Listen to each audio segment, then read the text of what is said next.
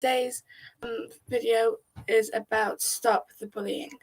Now, I thought that this was so important that I had to, as you saw it underneath, that I had to actually stop. Now, you can leave this video if you want, but let me just tell you, by leaving this video, you are telling yourself, I do not have to listen to this, so I'm not going to be part of stopping bullying.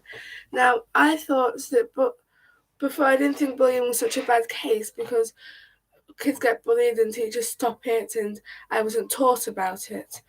But then I found out, after watching many videos of anti-bullying, I found out that that bullying is serious, and it is and many kids and adults and teenagers are the victim of this. Now, I was watching this video about a girl who was being bullied in the class, and this teacher did not know it. She found a letter from that girl, but she didn't know which one of the girls it was, and because she didn't know, she assumed it was the one who was lonely, but she found out very soon it wasn't. There was this girl who kept being bullied by a whole class. People would push her and make fun of her, make pictures of her, post it all around, and just make her feel horrible.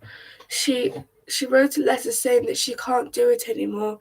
She feels so tired, and not the tired where you can sleep and feel okay and feel better.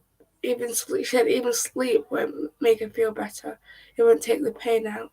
And eventually, at the end of the video, she used a compass and started scratching her skin because she just felt it was too much. After I watched that video, I realized that bullying is real. Bullying is a real problem that we have in schools, in universities, and around us now. I had to look up some of the I had to look up some different information, because if I made this video live without telling you everything about it, I wouldn't be giving you the full facts. But we're going to have different series of this. This will be series number 1, because there's so much facts about bullying that I could tell you all, but I'll be wasting your time. So, I found out that 1 out of every 5 students are reported for bullying. That's 20.2%. 1 out of every 5 students are reported for being bullied. 41 students who reported being bullied at school indicate that they think the bullying would happen again, which means that there are lots of people all over the world who are being bullied in different classes, and 1 out of 5 are being bullied. Now, if you just think, that's a lot of people bullying them, a lot of victims of bullying, and we're not doing anything about it, and it's always happening again and again and again. Bullied students report that bullying occurred in following places: the hallway or stairwell at school, inside the classroom, inside the cafeteria, outside on school's ground, online or by text, in the bathroom or the locker room, and on the school bus. So these are where teachers aren't. All the places that the victims of bullying are being bullied are places where you wouldn't find a teacher, where there wouldn't be a responsible adult there. They're finding places where they could hurt them without getting caught. The federal government began collecting data on school bullying in 2005, when the prevalence of bullying was around 28%. Rates of bullying vary across studies. A meta-analysis, 80 studies analysing bullying, involve rates from bullying others and being bullied.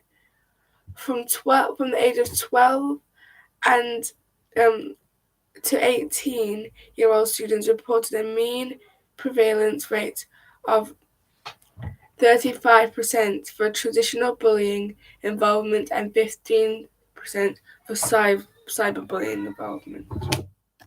Wow.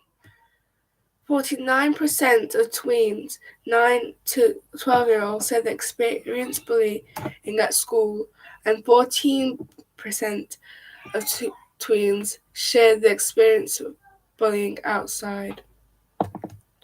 So as you can see here from the facts I've given you, bullying is real and it's not nice at all. The percentage of how kids only are being bullied. I've not even got onto the adults yet. It's only the kids. So far, we found out that kids are being bullied a lot by their classmates or by their friends sometimes. Effects of bullying. Students who experience bullying are at increased risk for depression, anxiety, sleep difficulties, lower academic achievement, and dropping out of school. That means the more people are bullying these kids, the more kids won't learn. Now, for the people who left this video, if you want kids to learn, then you should join back, because I'm going to tell you right now, all this is real, and I think everyone should be hearing it.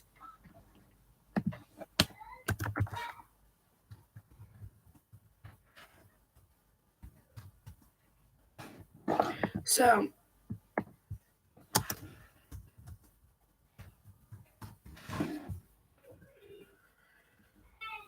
to go back, students who are both targets of bullying and engaged in bullying are greater risk for both mental health and behavior problems than students who are only who only bully or are only bullied. Bullied students indicate that the bullying has a negative effect on how they feel about themselves. Bullying can make someone feel uncertain about themselves. It can make someone feel insecure about themselves. When people feel insecure, it can lead them to do things like suicide, or it could lock them up, or it could make them to change how they look. And as a Christian, that all of those aren't signs of a happy, successful, righteous life.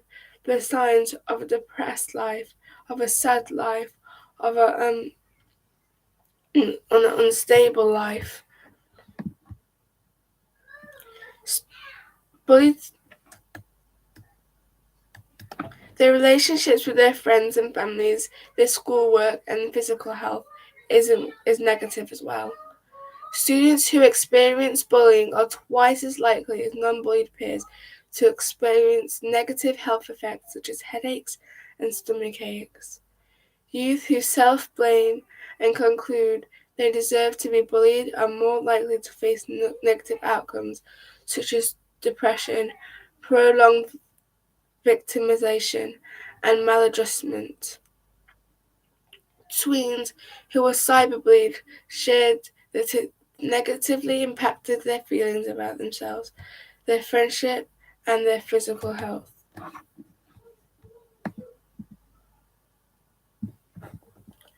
So we can see there that bullying is not a nice thing. Bullying can have a negative impact on people, and this is people with who this is bullying in school. There's also bullying on text, which I find can be really, really mean, because they not only are they hounding them at school, but they're also hounding them at home in their own personal space. It says that among students aged 12 to 18 who are reported being bullied at school were bullied online or by text. Reports of cyberbullying are highest among middle school students, followed by high school and then primary school. The percentages of individuals who have experienced cyberbullying at some point of their lives have more than doubled by 18% to 37% from the years of 2007 and all the way to 2019. When students were asked about this specific types of cyberbullying they experienced. Mean and hurtful comments or rumors spread online were commonly most cited. The type of cyberbullying tends to differ by gender. Girls were more likely to say someone spread rumors about them online, while boys were more likely to say that someone threatened to hurt them online.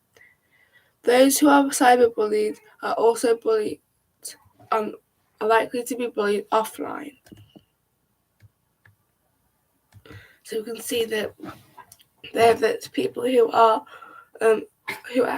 who are bullied at school can also be bullied at home. Bullying of students with disabilities. Students with specific learning disabilities, autism, spectrum disorder, emotional and behavioural disorders, other health impairments, or speech and language impairments report greater rates at victimization than their peers without disabilities. When assessing specific types of disabilities, prevalence rates differ. 35% of students with behavioural and emotional disorders and 33% of students with autism. 24% of students with intellectual disabilities and 20% of students with health impairments. And 19% of students with learning disabilities face high levels of victimization bullying. Now I'm going to stop there for today's series. But as you can see, the bullying is real. I just want to say, please, if you watch this video, can you just share it with your friends or share it with people you know so they could act towards bullying. Now, bullying is disgusting and it is wrong. Please do not be the cause of bullying, and please help those who are the victim of bullying. Thank you for watching. Bye.